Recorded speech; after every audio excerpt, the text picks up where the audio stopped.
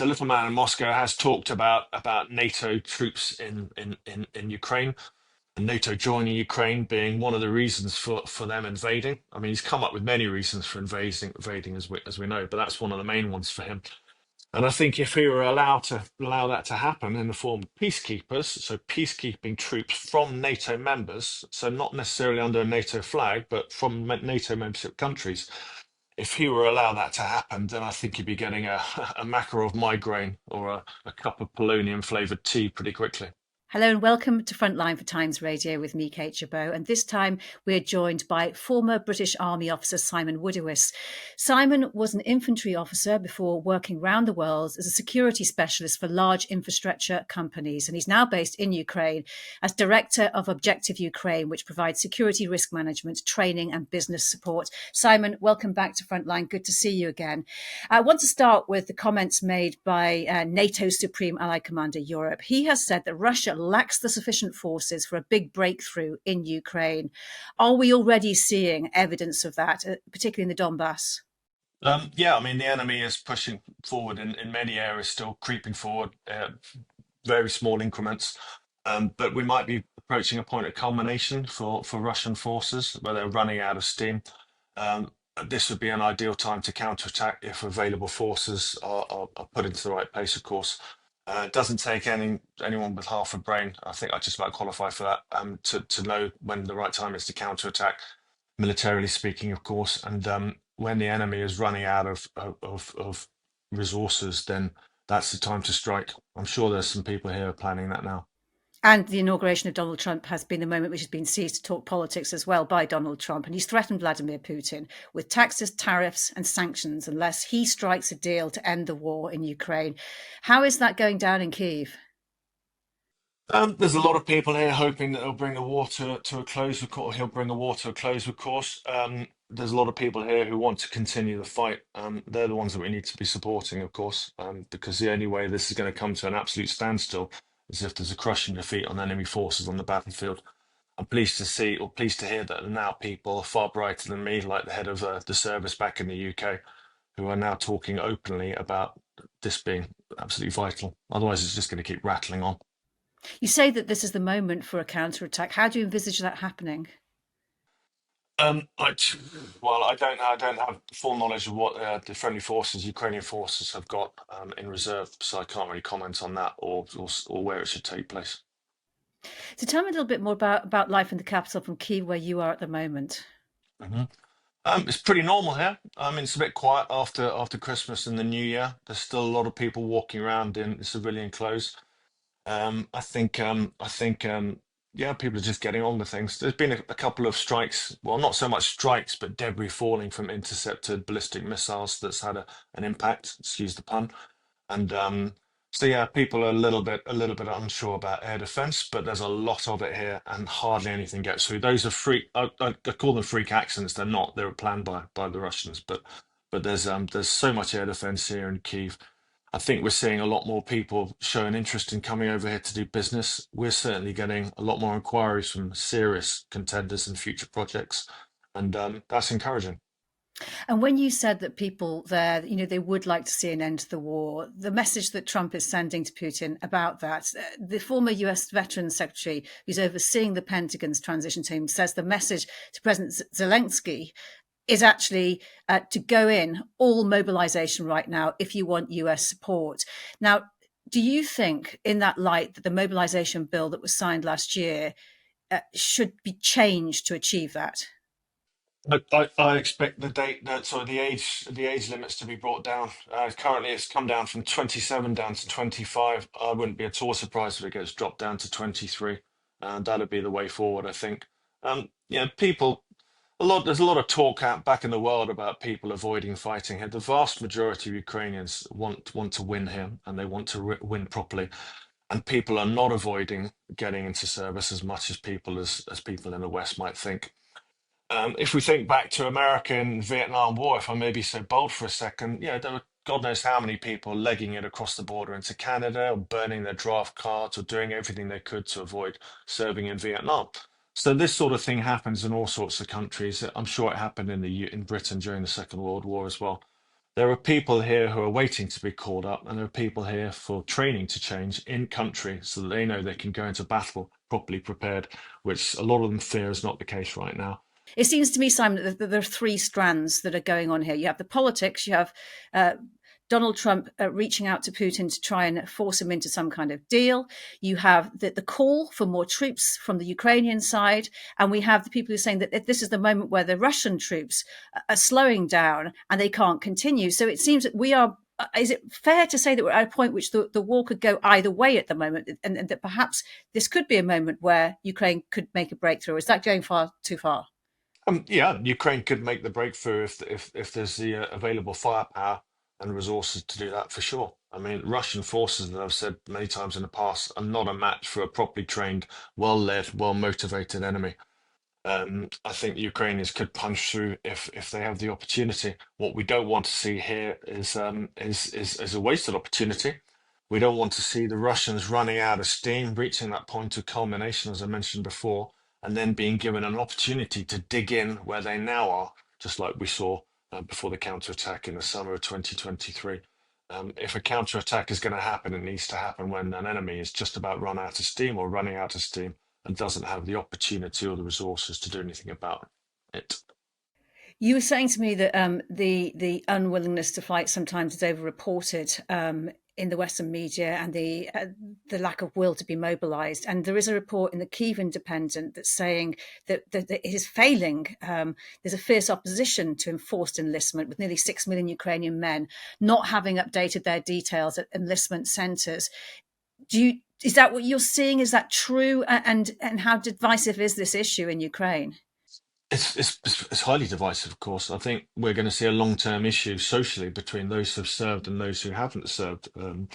But I think if those new recruits or potential new recruits can see that there's the right amount of training, the right amount of support in country from the allies, I think that will tip the balance. And those people that are not volunteering, I'm not sure about whether or not people are not updating their details, but I know people are waiting to be called forward.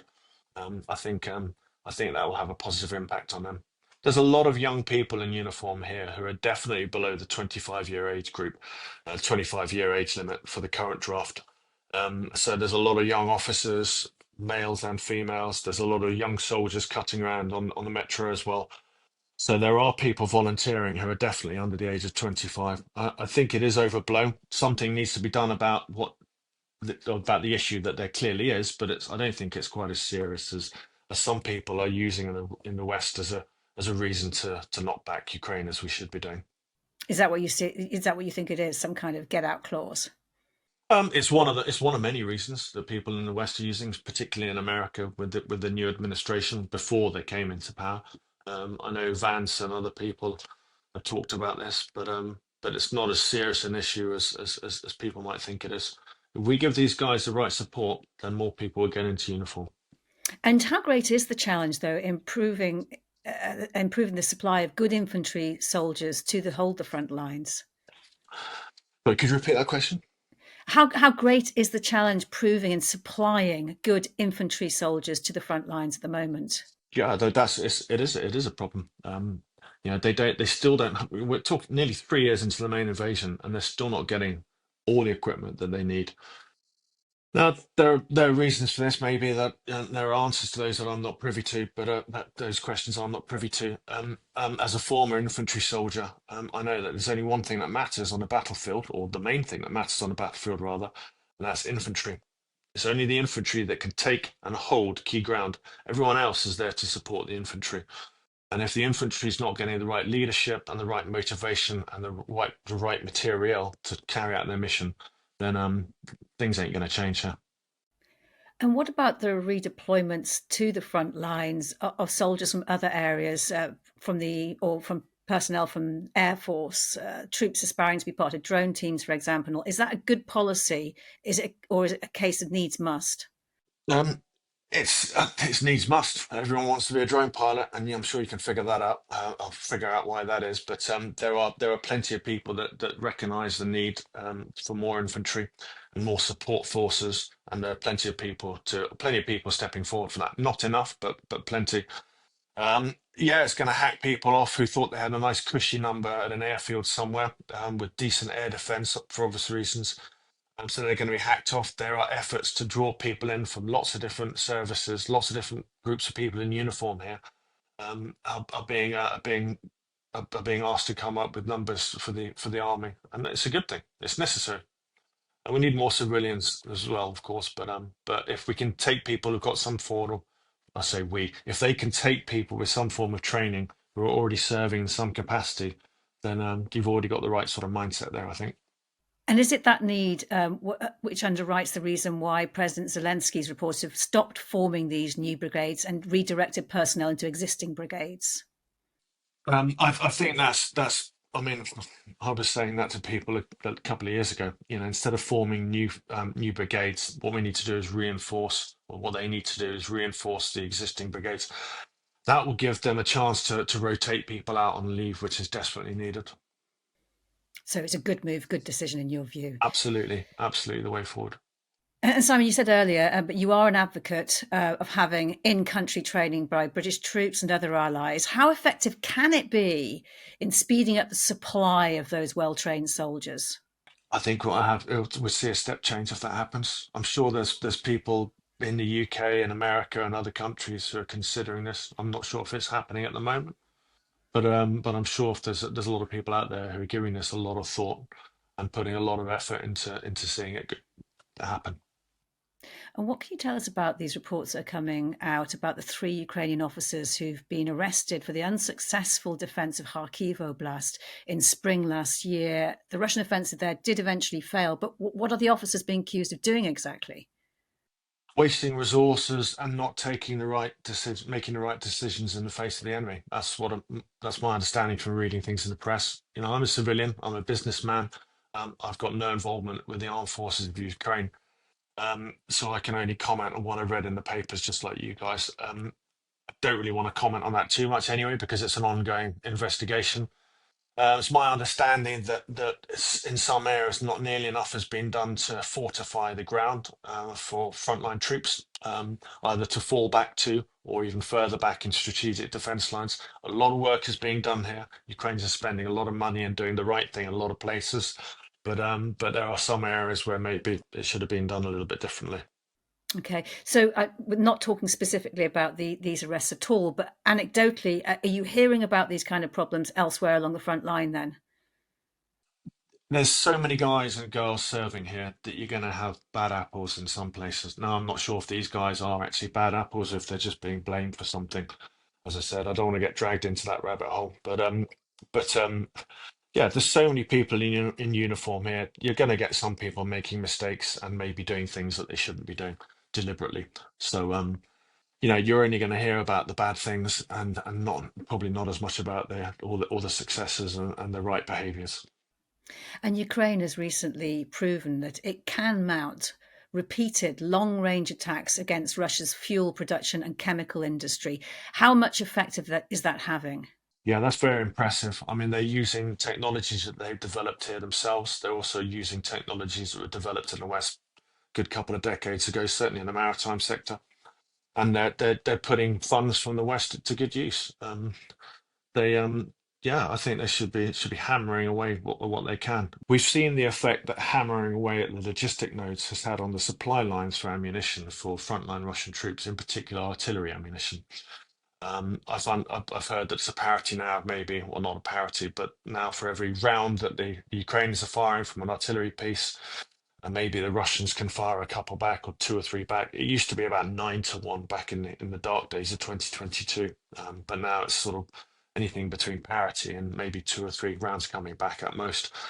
So yeah, to answer your question, if there are other ways of hurting the Russian war economy, and that's what we're talking about here, hitting the oil supplies is going to have an impact on their war economy, then yeah, it can only be a good thing.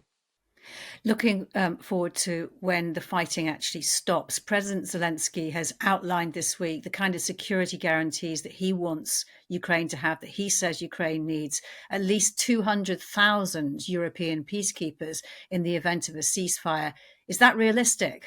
Not at all. No, I don't think that's at all realistic. It's a lovely thing to talk about, and there's a lot of Wiltshire warriors and armchair generals around the world who are probably making a living out of writing commentary for papers and going online, just like I'm doing now. They're not getting paid for it. Who are yeah, they're talking about peacekeepers in boots on the ground and all that sort of stuff. That is pie in the sky right now, I think. What we got to remember here is, one of the things Putin has been talking about. The little man in Moscow has been bumping his gums about not having any NATO troops or about NATO getting too close to Russia. I mean, it's a fact that that was never said in a conversation with Gorbachev that NATO will not come further towards Russia. Gorbachev said that many times. He said we never had that conversation. NATO never said that. So that's a zombie fact. It's still walking, even though it's been proved to be dead. But the little man in Moscow has talked about NATO troops in Ukraine, and NATO joining Ukraine being one of the reasons for them invading. I mean, he's come up with many reasons for invading as we know, but that's one of the main ones for him. And I think if we were allowed to allow that to happen in the form of peacekeepers, so peacekeeping troops from NATO members, so not necessarily under a NATO flag, but from NATO membership countries, if he were allowed that to happen, then I think he'd be getting a Makarov migraine or a cup of polonium flavored tea pretty quickly. So you're saying that he's never going to accept this, do you think, or he can't possibly accept it? I don't think it would be good for his health. No, no, I don't. I think this is one of the main reasons. One of the things he's been forcing down the throats of the people in Russia. We went into Ukraine to stop NATO troops entering, stop Ukraine from being a NATO member, and therefore obviously to stop Ukraine and NATO troops entering into Ukraine. If he suddenly allows 200,000 people, a good percentage of which are going to be from NATO member countries, to waltz in as part of a peacekeeping force, then he's just going to be contradicting one of the things that he's been telling all his people. And as I said, I don't think that's going to be good for his health. Someone even more hawkish than him will obviously have something to say about that, probably. The new US Secretary of State, Marco Rubio, has spoken of ending the war in a way that is sustainable, so it doesn't resume in a few years' time. And he also spoke for the need for stability. Is there, in the light of what you just said, an enduring end to the war without the complete battlefield defeat of Russia?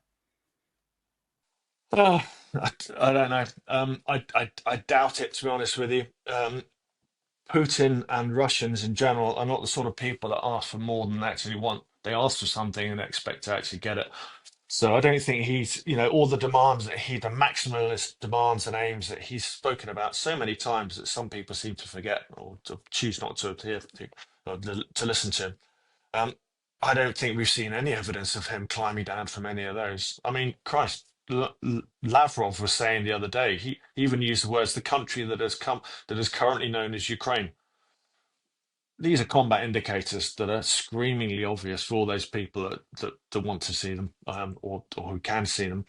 So as far as Mr. Rubio is concerned, I think we're going to see fewer comments or hear fewer comments like the one you just mentioned there from him, from the likes of Rubio and President Trump and others.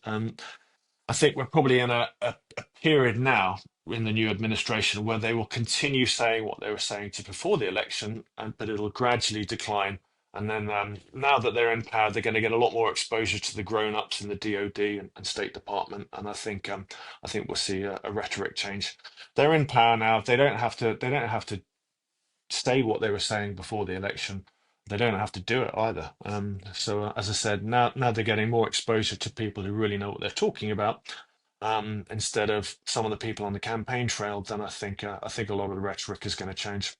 So they don't have to do what they said. So they don't have to end the war in a day. Well, that hasn't Well, happened that's gone. anyway, Yeah, or even yeah. 100 days. Is I'm are you sticking on that thinking? too. You think that's going to go to? Yeah, I wouldn't be at all surprised. I mean, yeah, we're talking about Ukraine fighting Russia in Ukraine. And you Okay, can't stick deadlines on it, can you? and there are people outside this country who think they can come in here and say tariffs, sanctions, we're going to give this, that, and the other, and the war's going to stop. I think Putin is, if they don't react well to threats. I mean, Ukrainians don't react well to threats either. They can't. I mean, with all due respect to Ukrainians, and I hope this is not going to piss off too many people, but some of them are cut from the same cloth as the people they're fighting, and they're very proud, and they don't take well to foreigners telling them what to do, and to people telling them that they've got to accept things that are underneath or are below them in their minds. So I think even someone as great as the President of the United States having all these grand plans, it's going to take a lot of convincing here. Zelensky, sorry, one more thing. Zelensky's playing this exactly as he should be.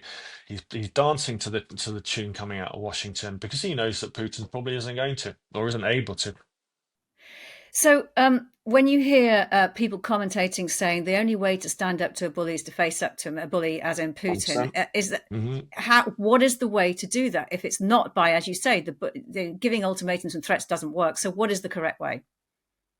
When I say not giving ultimatums and threats, I think if you're going to threaten giving Ukraine a lot more military support, a lot more material. I'm 100% behind that. I think that's definitely a good threat to make and something that will have an impact on the battlefield and therefore on the outcome of this war. But I don't think it's going to force anyone to the table as quickly as they think it is. Mm. And Simon, just finally, I know that you have lost someone yourself in recent weeks. Can you just tell me someone fighting for Ukraine on the battlefield? I know you want to say something about him. Yeah, I mean, it's not, I haven't lost someone per se. A friend of mine and former colleague died just after Christmas. His name was Chris. He was part of the mighty United States Marine Corps, served valiantly in Afghanistan a couple of times as a scout sniper. Chris then, when he left the US Marine Corps, as my understanding, he went to medical school and dropped out of that to come and fight for Ukraine, fight for the people here, fight for their freedom against obviously the illegal Russian invasion and all the raping and pillaging that's been happening on a wide scale since then. So yeah, this yeah, I'd like to dedicate what I'm saying here to Chris's memory. He was a fantastic bloke, very bright, and a true American hero. And there's a lot of people like that in and out of uniform here in Ukraine doing the right thing for this country and what they know is the right thing for global peace. So my last words, I guess, would be for President Trump and his administration. There's just two things I'd like to say, one of which is Semper Fidelis, and the other one is Slava Ukraini. Well said, Simon. Thank you so much. Thank you, Kate. You've been watching Frontline for Times Radio with me, Kate Gerbeau. If you'd like to be the first to get exclusive content, you can sign up for membership with the link below. You can also listen to Times Radio for the latest news or read it on thetimes.com. My thanks to our producer today, Louis Sykes, and to you for watching. Bye for now.